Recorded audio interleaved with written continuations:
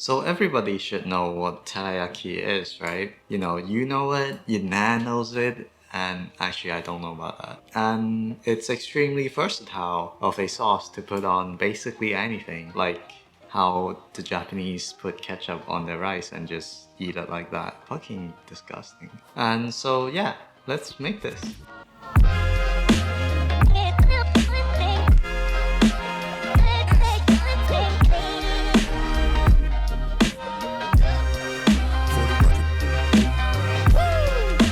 Start with prepping 5 grams of sliced ginger, 10 grams of chopped spring onion, and 10 grams of crushed garlic. Normally aromatics aren't added at all to the teriyaki sauce. It is just my preference. If you have any leftover chopped spring onion, you can put it into a bag and put it into the freezer for up to 3 months. Now to a pot, add 200 grams of sake, 200 grams of mirin, and now you can either just wait for the alcohol to evaporate by simmering it, or light it on fire using a blowtorch.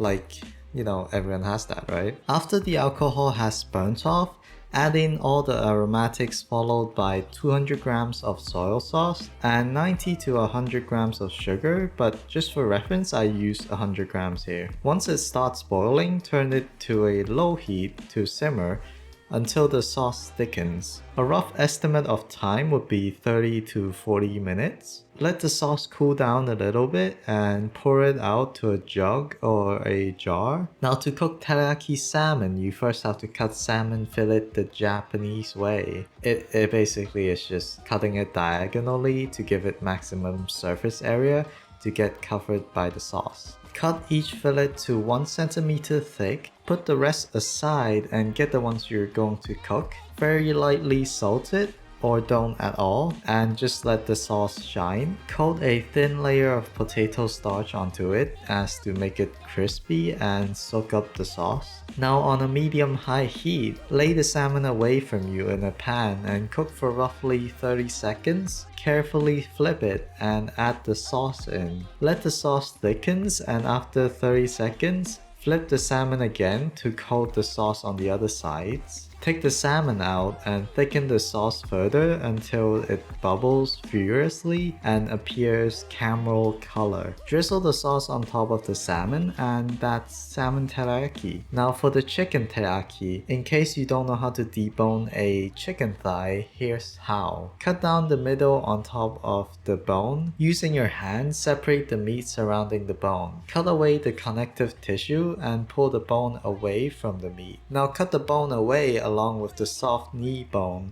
which is right next to it. Normally I'd keep it and save it for yakitori, but not this time because I was tight on time. Salt it normally and set aside for 30 minutes. On a high heat, lay the chicken thigh away from you and onto the pan, and continue to sear on a high heat until the skin becomes crispy and looks proper browned. Flip it and turn off the heat. This is where you can pour out the excess oil from the pan. Not obligated, but you can. Pour the sauce in and turn the heat back on to a low heat. Slowly cook the chicken thigh while thickening the sauce. And be careful not to let the sauce touch the crispy skin you work so hard for. After around 3 to 5 minutes, the thigh should be cooked, and you can check by poking it with a chopstick, and if it goes right through, it's done. Take it out of the pan, and again, if the sauce is not thick enough, further thicken it in the pan and set aside. Cut the chicken thighs diagonally or vertically, I don't really care. And now you can drizzle the teriyaki sauce on top. So as usual, if you have any remaining sauce left, which in this case you should have a lot more than I do, because I cooked like an entire feast worth of teriyaki chicken and salmon, and so you can put it into a container and use it for 3 to 4 weeks before it expires, and that's about it. Really. If you like this video, please like it and subscribe for more. And also, do you notice something different about this video? A little bit different. Maybe just a little.